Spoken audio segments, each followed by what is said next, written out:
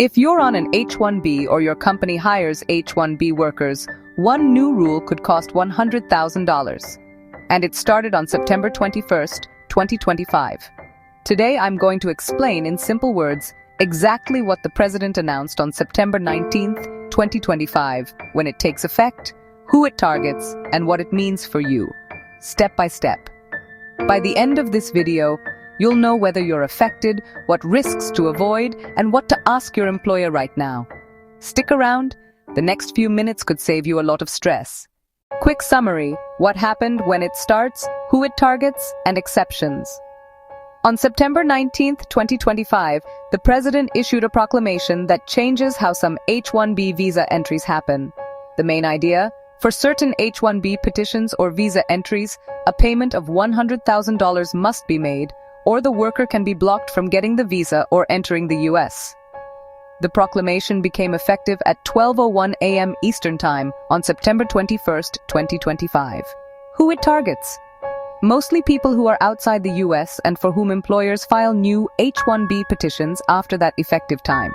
In plain words, if you are abroad and your employer files a new petition for you after September 21st, your case may require that $100K payment. Exceptions. The government said this is mostly a prospective rule, meaning it applies going forward, not retroactively.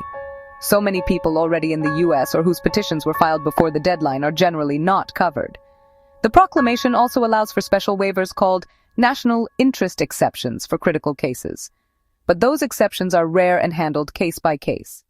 Most important clarifications you need. There was confusion at first because different officials used different words. Here are the clear points you need to understand. First, prospective versus retroactive. The rule is meant to apply going forward. If your petition was filed before 12:01 a.m. ET on September 21st, 2025, you are usually not covered. Second, existing H-1B holders inside the U.S. generally safe. The rule should not strip valid status you already have. But traveling abroad may create risk because consulates and border officers are still sorting out details. Third, the fee is tied to new petitions for people outside the U.S. Not every H-1B application. That's the main target. Exactly who is affected? Real-world scenarios. First, you're on H-1B and inside the U.S. with a valid approval and visa stamp. You are most likely fine. Your current status should remain. Still, avoid non-essential travel until your employer confirms safe re-entry steps. Second, you're on H-1B but currently outside the U.S. and you already have a valid visa stamp from before September 21st. This is a gray area. The government said existing visa holders are generally excluded, but consulates and border agents may ask questions. Talk to your employer before returning. Third, your employer will file a brand new H-1B petition for you and you're outside the U.S. You are likely affected. That new petition may require proof of the $100,000 payment before a visa stamp or port entry is granted. Fourth, you're changing employers and are inside the U.S. when the new petition is filed. Change of employer petitions filed for people already inside the U.S. are treated differently from petitions for people outside.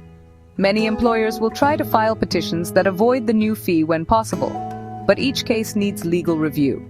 Fifth, you're in the H-1B lottery or waiting on a cap petition and you're outside the U.S. Expect the fee to apply if the petition that wins the cap is filed after September 21st and the beneficiary is abroad. Sixth, you're an employer or HR professional. Your hiring plans for foreign nationals outside the U.S. probably need to be rethought fast. More on employer strategies in a moment. How the $100,000 payment works. What we know and what's still unclear. Here's what people are asking, and the straight answers. What is it? A $100,000 payment attached to certain H-1B petitions or entries for beneficiaries outside the U.S. Who pays? The proclamation implies the employer will pay because employers historically handle H-1B fees. But the mechanics, employer versus beneficiary liability, must be clarified by agencies. Practically, most employers who want the candidate will likely pay, but small companies might refuse. Is it one-time or yearly? Officials later said it's meant as a one-time charge per affected petition. Initial statements were messy, so watch your employer's guidance for how they'll treat it. How is it paid? This is still being worked out. Agencies need to set a clear payment process and proof that the payment was made before a visa stamp or entry is approved. Until that's clarified, employers are waiting. Are there exceptions? Yes. The government can grant a national interest exception for critical roles. Those are discretionary and require strong justification from the employer. Travel and port of entry. Practical guide. What should you do now if you are inside the US now on H-1B? Do not travel internationally unless you must. If travel is unavoidable, get written advice from your employer's immigration counsel and be prepared for questions at the consulate and port of entry. If you are abroad with a valid H-1B visa stamp, check with your employer first. Many advised employees to delay travel until procedures are confirmed. If you must come back, get counsel and documentation proving your visa petition predates the effective date. If you are abroad and waiting for a new visa, expect extra steps. Your employer may be asked to show proof of payment or apply for a waiver. Plan for delays and have backup timelines. If you need emergency travel for family or health reasons, employers can request a national interest exception or expedited review, but that is special and not guaranteed. Real quick, what you should do in the next 48 hours. 1. Don't travel unless it's essential. 2. Ask HR these 3 questions right now. Was my petition filed before 12:01 a.m. ET on September 21, 2025? If not, will the company pay any required fee and how will they prove it to consulates and CBP? What is our plan if I can't return on time? 3. Save emails and receipts. If a fee is paid later, keep proof. 4. If you need help, get the company's immigration counsel involved immediately. This change is big because it adds a large cost and uncertainty to hiring and travel for H-1B people outside the US.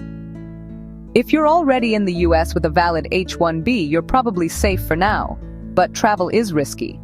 If you're outside and waiting for a new visa, expect delays and possibly a $100,000 cost your employer must handle or fight. If this helped, hit subscribe so you don't miss updates. This story is still moving fast, and I'll post the latest as soon as new rules or guidance come out.